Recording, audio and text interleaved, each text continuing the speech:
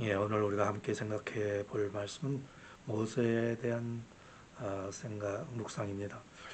예, 모세의 인생은 크게 3단계로 우리가 생각을 해볼 수가 있겠죠.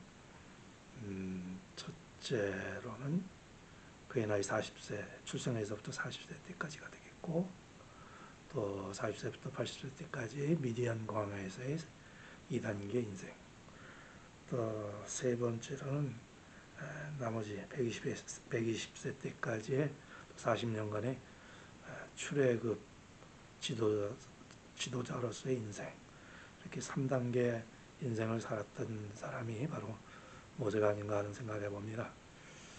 제가 오늘 주제를 다가오는 운명이라고 했습니다. 운명이라고 하는 말은 우리 신앙적인 말로 표현을 해보면은 그 하나님의 섭리, 하나님의 뜻, 이런 말로 생각을 해볼 수 있을 겁니다. 이런 의미에서 모세는 하나님의 섭리와 하나님의 뜻에 따라서 그의 인생이 3단계로 전개됐던 인생이라고 생각합니다. 자, 흔히 운명이라고 하는 것은 인간의 힘으로 피할 수 없는 어떤 숙명적인 그런 관계라고 할까, 존재, 그렇게 얘기를 하죠. 그러면서 모세는 출생부터가 운명적인 출생이었습니다. 그가 출생할 때 모세 애굽은 이미 2세 이하의 어린 사내 아이를 다 죽이라고 하는 바로의 명령에 따라서 모든 히브리인들 뿐만 아니라 이방인들은 죽임을 당하는 그런 운명적인 상황에서 태어났습니다.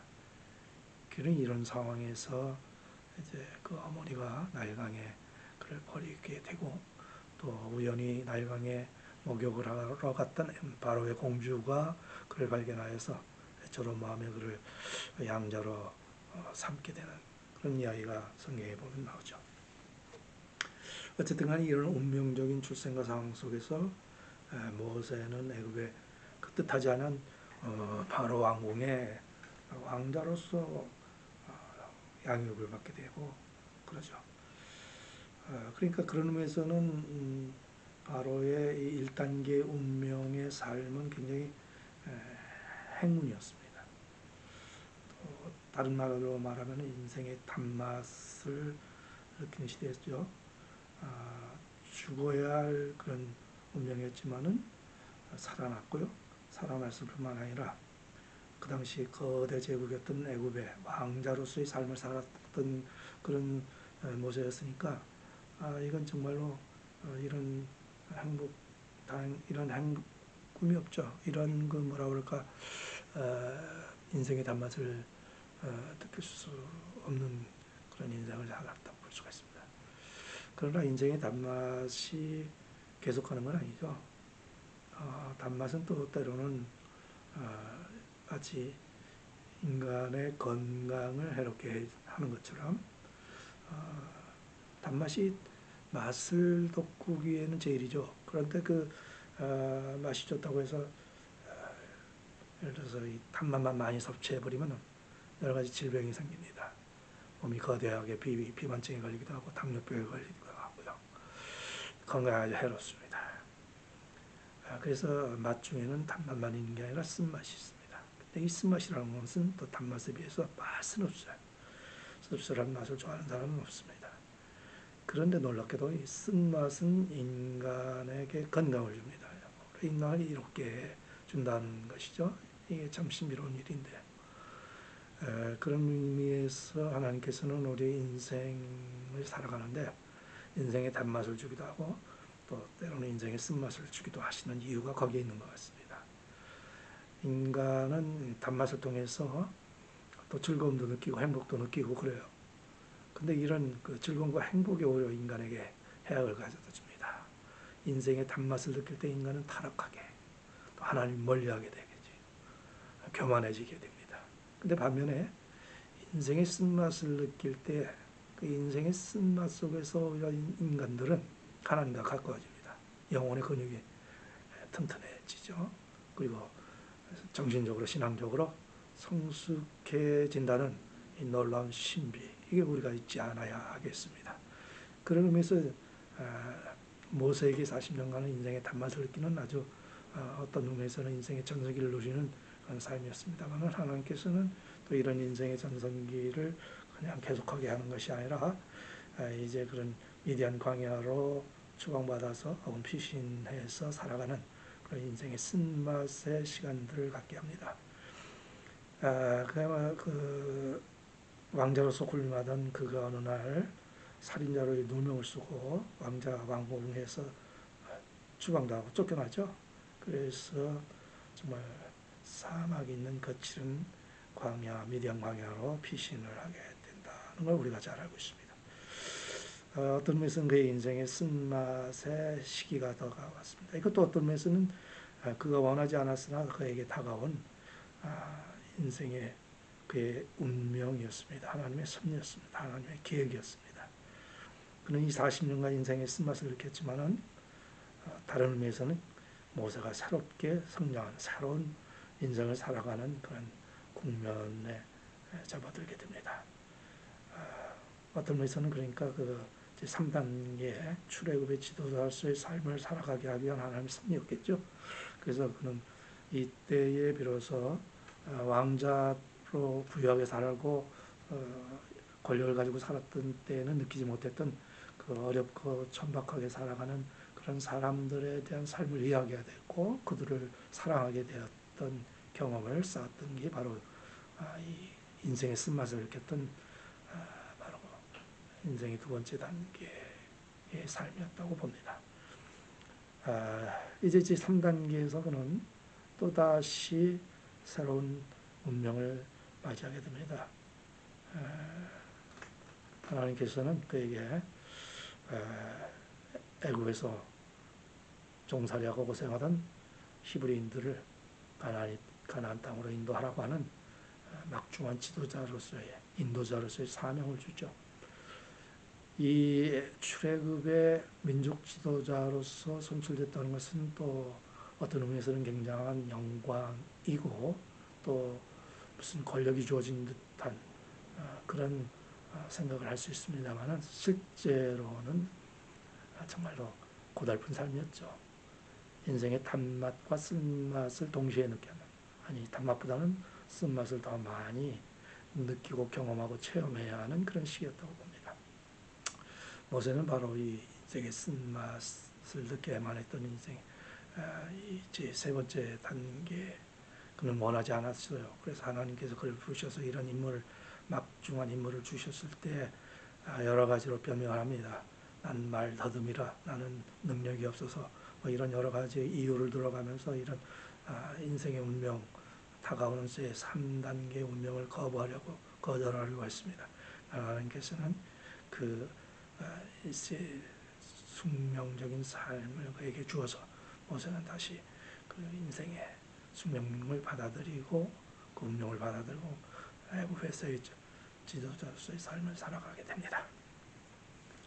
자, 이제 그는 이런 고달픈 인생의 쓴맛을 느끼면서 애굽인들을 하나님이 약속하신 가나안 땅으로 인도해내는 삶을 삽니다. 그 인생의 마지막 순간이 다가옵니다. 죽음이라는 문턱을 넘어서야 할 인생의 마지막 숙명적인 단계, 운명이 다가왔습니다.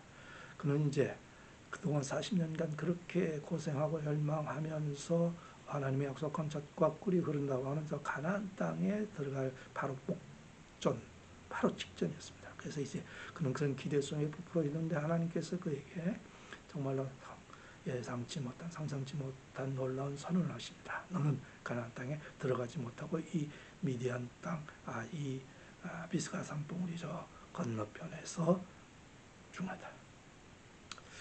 참 원망스러운 운명입니다.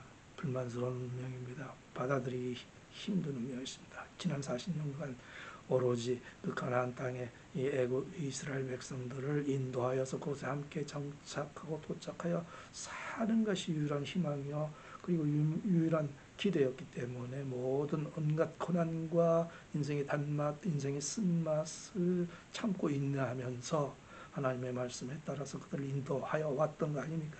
그러니까 이제는 나도 저곳에 영광스럽게 또 발을 내딛어서 하나님의 축복을 누리겠다고 하는 그런 커다란 기대와 소망과 꿈을 가지고 있었는데 그 꿈을 하나님께서 산산조각내는 그런 운명을 주신다는 거니 이걸 누가 받아들일 수 있겠습니까?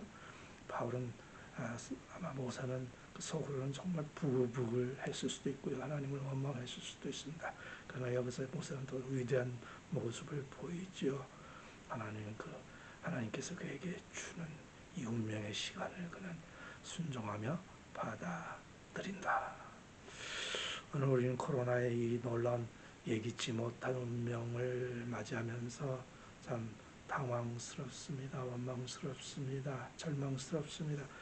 이럴 때 우리들이 어떤 신앙적인 그런 모습을 보여야 할 건가 하는 생각을 다시 한번 해보게 됩니다. 고난의 이 사순절 시기에서 예수님의 심정도 마찬가지 아니었을까 말합니다.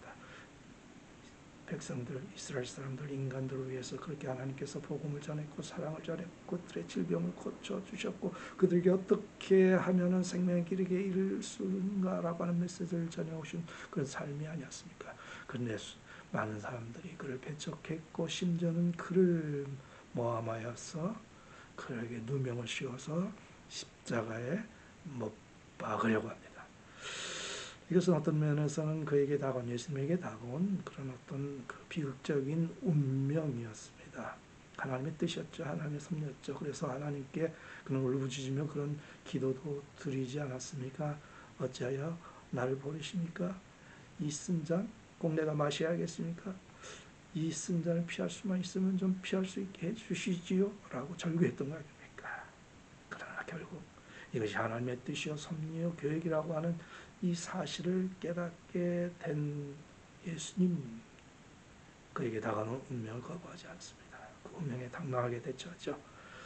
자, 오늘 우리에게도 어쩌면 코로나의 이런 위기와 질병, 재앙 이런 것들은 우리에게 다가오는 하나의 피할 수 없는 운명이라고도 볼 수가 있습니다. 또 다른 의미로 확대해서 좀 해석을 해보자면 하나님의 또 다른 숨겨진 섭리와 계획과 뜻이 있는 운명이라고도 볼 수가 있습니다.